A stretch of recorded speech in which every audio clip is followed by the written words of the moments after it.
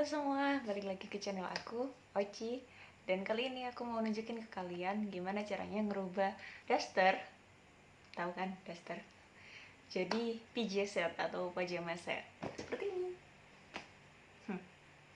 Jadi kalau semisal di rumah sang ibunda tercinta suka koleksi daster gitu misalnya, terus ada beberapa bagian yang robek atau gimana, jangan dibuang dulu.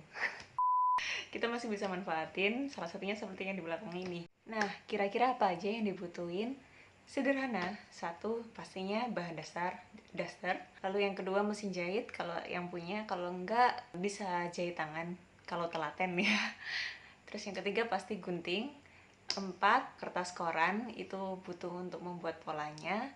Terus yang kelima sama keenam itu contoh celana apapun itu yang jadi favoritnya teman-teman, sama kaos yang sekiranya pas untuk ukuran masing-masing. Ya, kayaknya itu aja sih. Tanpa membuang waktu lebih banyak lagi, yuk langsung ke prosesnya. Jadi ini bahan yang mau kita rubah di video kali ini. Kondisinya lumayan, cuma di bagian lubang kancingnya dia memang agak rusak. Terus di bagian bawah juga ada robek cukup panjang. Di bagian lengannya juga ada robek sedikit. Daster ini sebenarnya punya kantong samping ya, tapi sayangnya untuk project kali ini kita nggak bisa manfaatin bagian ini, jadi harus ditutup. Ide dasarnya nanti dibagi jadi dua, atasan sama bawahan berupa celana. Ke step pertama, seperti yang udah disampaikan sebelumnya, untuk saku samping harus kita tutup dulu. Nah, sebelum kita tutup, kita harus pisahin kain lapisannya biar nggak terlalu tebal nantinya.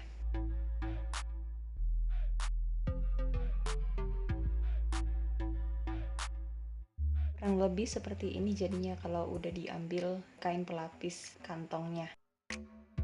Tinggal kita balik dasternya, jadi yang bagian dalam di luar, terus kita jahit si bekas kantung itu tadi. Kalau bisa sekalian di overlock ya, jadi biar nggak lepas jahitannya. Bahasanya apa sih? Fraying gitulah. Dan seperti ini tampilan luarnya, jadi bener-bener nggak ada sisa. Sekarang silahkan ambil celana pendek yang mau dijadiin contoh. Lalu kita lipat seperti ini, jadi bagian yang ada di luar lipatan itu bagian depan dari celana. Lalu kita jiplak bentuknya di atas kertas koran. Jadi ini untuk pola kita nanti. Jangan lupa untuk bagian belakang celananya juga ya.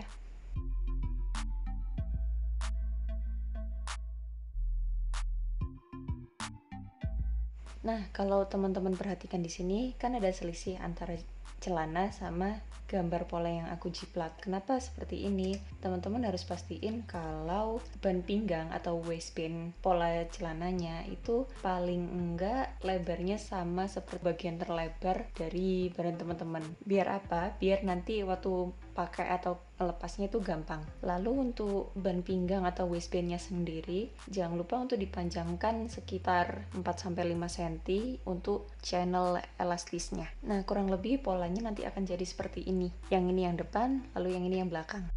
Balik lagi ke daster yang udah ditutup kantongnya. Sekarang kita posisiin pola yang udah dipotong tadi sama kaos yang jadi referensinya teman-teman di atas daster yang itu tadi. Pandangan aja sih kira-kira bahannya cukup atau enggak. Nah, karena punya aku udah oke, tinggal aku potong di bagian tengahnya aja sesuai space yang dibutuhkan masing-masing. Kalau semisal ada yang ragu langsung potong, bisa ditandain dulu pakai kapur kok, baru dipotong sampai ujung. Kurang lebih hasilnya bakal seperti ini. Jadi ada bagian atasan sama bagian bahan untuk bawahan. Ini kalau semisal ditaruh di atas manekin. Di sini sebenarnya aku sempat kepikiran buat jadiin atasannya itu v-neck sih, karena benangnya udah agak kusut gitu ya. Tapi ini akan berubah di akhir nanti. Terus kalau semisal bagian badannya dirasa terlalu lebar buat teman-teman bisa dikecilin, tapi untuk aku lebih suka yang model flowy gitu sih. Lalu di sini aku punya bahan yang dipotong yang bagian bawah, kelihatan ada robeknya tinggi banget di sini. Jadi untuk robek yang ini aku terusin aja sampai atas. Jadi nanti dia kalau dibuka jadi persegi panjang yang lebar gitu.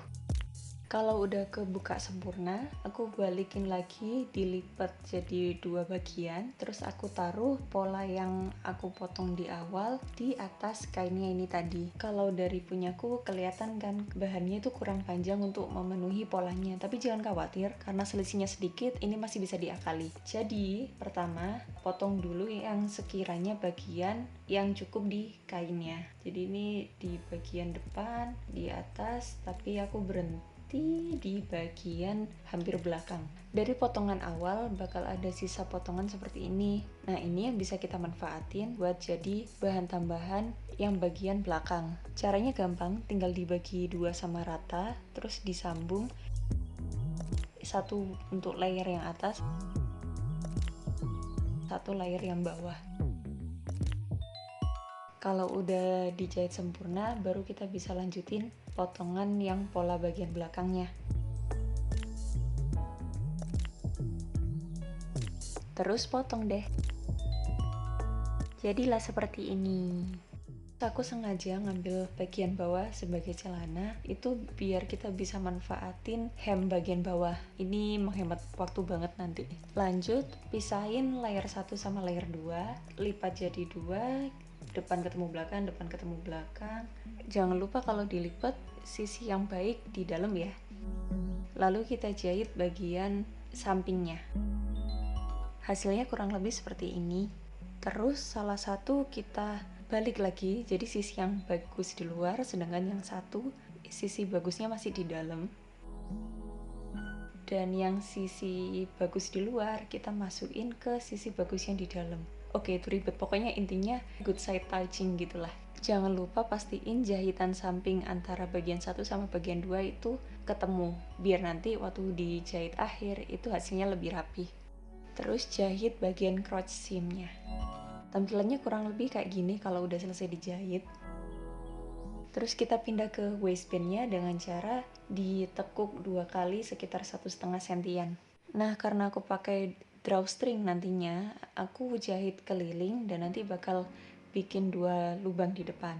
Kalau teman-teman pengen praktis bisa pakai drawstring atau semacam tali sepatu gitulah.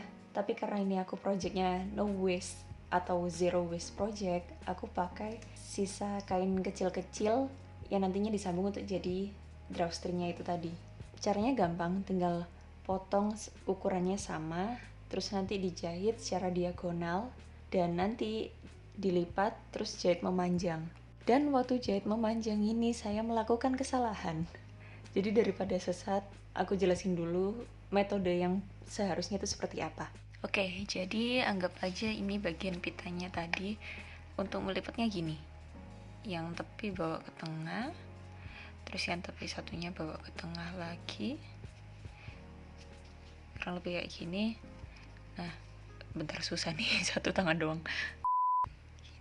Baru nanti kita tekuk jadi 2. Nah, nanti dia tepi yang raw edge-nya itu di dalam semua.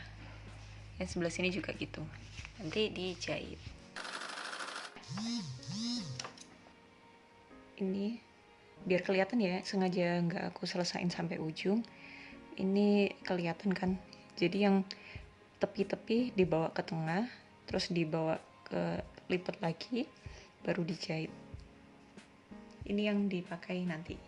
Oke, jangan mengulangi kesalahan saya. Jadi kira-kira kesalahan apa yang saya buat?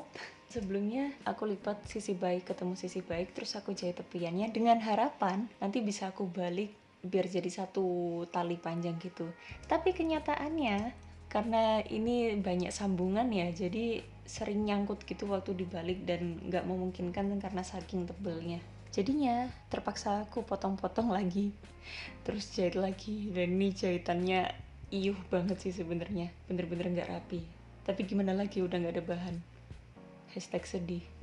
Oke, kalau udah selesai sambung menyambung, kita balik lagi ke bagian waistbandnya. Seperti yang aku omongin sebelumnya, aku mau buat 2 opening di depan. Jadi aku di sini tinggal potong kecil, terus tepiannya aku jahit tangan gitu sih, untuk antisipasi biar nggak ada yang lepas benang-benangnya. Kalau sudah selesai, bisa dimasukkan tali yang udah dibuat tadi pakai peniti. Jangan lupa ujung-ujungnya disimpul, jadi nanti kemungkinan untuk masuk ke lubangnya itu lebih kecil, karena itu bikin frustrasi. Nah, sebelumnya kan aku bilang kalau untuk atasan aku sempat kepikiran dibuat v-neck, tapi ternyata waktu aku coba itu aku nggak suka sama hasilnya, jadi aku putusin buat ditutup aja. Jadi 2 kancing di sini aku potong, aku hilangin.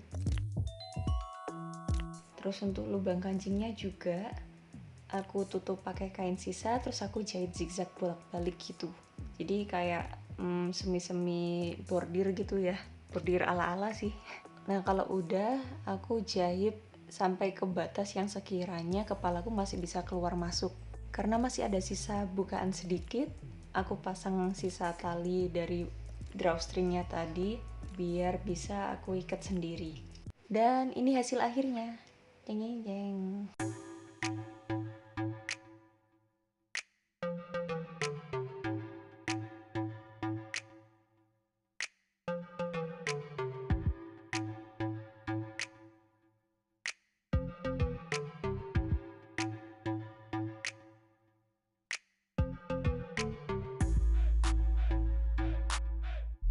Nah, segitu dulu untuk video kali ini.